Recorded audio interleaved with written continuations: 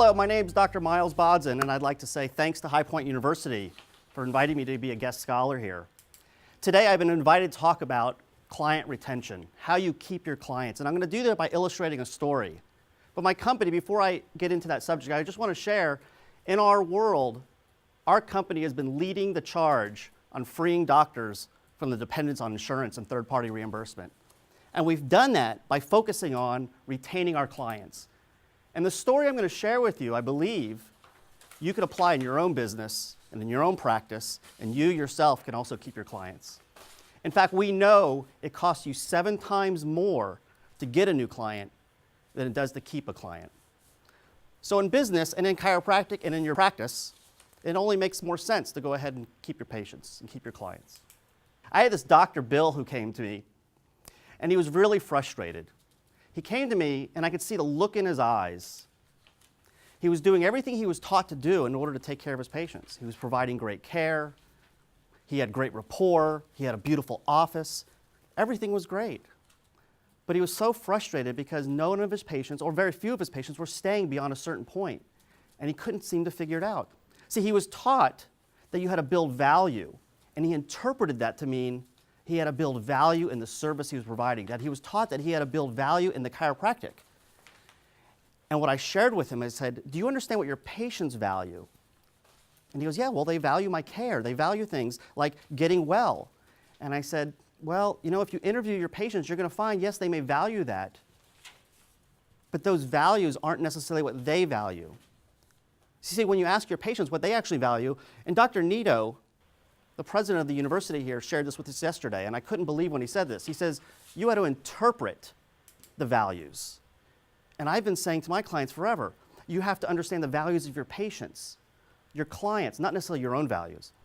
And in my own practice, I discovered that one of the major values was convenience. So Dr. Bill, who I was talking with, it turned out there were things in his practice that were really inconvenient. And when we removed those inconveniences, suddenly people were staying. He changed nothing else. So in your own practice, doctors, I would encourage you to do that.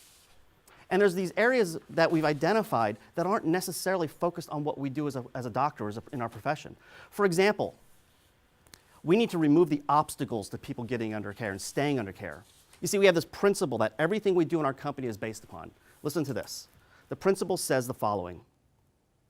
And again, when I heard Dr. Nito speak yesterday, it resonated with me because he said you had to remove the irritants.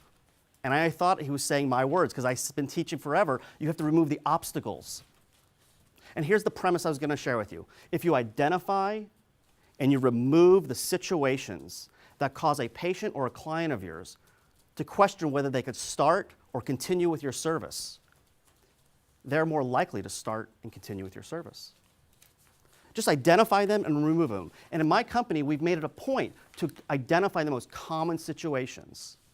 For example, it is important for people to know that they are making progress towards a target. If you understand human nature and human behavior, you learn that people need to know there's a target they're shooting for. And they need to know they're making progress. So going back to this Dr. Bill, one of the other things I shared with him was, you know, when you do your reevaluations on your patients, when you examine them, how do they know how they're doing?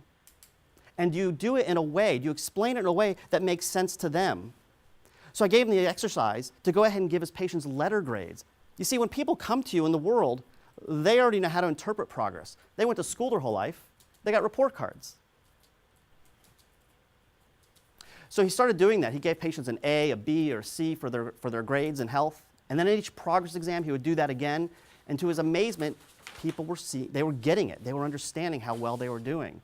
And again, honoring the human nature that people need to know they're making progress towards a target. The failure to communicate effectively that someone is making progress towards a goal is a situation that will create an obstacle to that person continuing with your service. Another one is, for example, you need to offer affordable payment options for patients and your clients. In today's world, everybody practically buys everything they do on payments. They buy furniture, TVs, cars.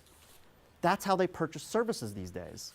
And if you're not in your business, in your practice, offering your clients and patients the opportunity to purchase your services and giving them affordable payment options, that is a situation that will cause them to question if they could start, and certainly if they could continue with their services.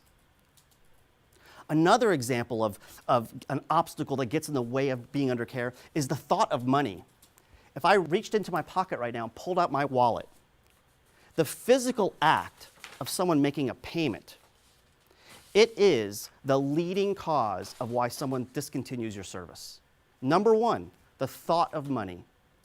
It's not the money itself. Patients, clients, they don't have a problem paying for great service, especially when you're delivering value. But when you repeatedly ask them to think about the money, whether you send them a bill in the mail, whether you stop and have them at your front desk make a payment, those are things that get in the way of them staying under your service. So the strategy we give people in those businesses is make sure you're automating all payments. Make sure you have on file their credit card or bank EFT, and you process that in an automatic way. And then, of course, so that they know they're getting value for the services besides their own values. I'll give you a quick story about value real quick. My wife goes out of her way to a very specific coffee shop. Now, there's other coffee shops in our neighborhood she'll go to, and she likes getting coffee and she enjoys it, but she'll go out of her way on certain days for this one specific place, because when she walks in, it's, "Hi, Michelle, good to see you. Here's your whatever drink it is." And she feels like a rock star when she goes there, because that's what she values on occasion. My point being is that you have to deliver on patients' values. One of the things that's important is to communicate what you do on a regular basis, to stay in touch with them.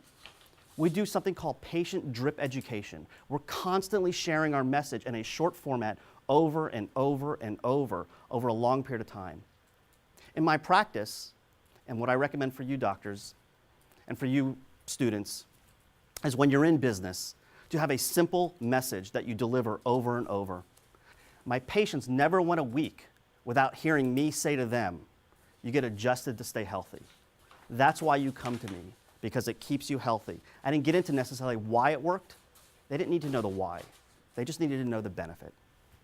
And ultimately, all of this is for one sole purpose, is to help you build a high retention client base, patient base. And for the doctors listening, or the doctors that are listening to this on the recording, so that you're no longer dependent on third-party reimbursement. When you have a practice that is no longer dependent on insurance reimbursement because your clients are staying with you, I got to tell you, it's an amazing way to live. You get the flexibility of traveling. You get the flexibility of having a wonderful practice where you always have revenue coming in. You're not stressed. You enjoy life. It's a beautiful way to live. And doctors, I'll end with this note. Ask yourself this question.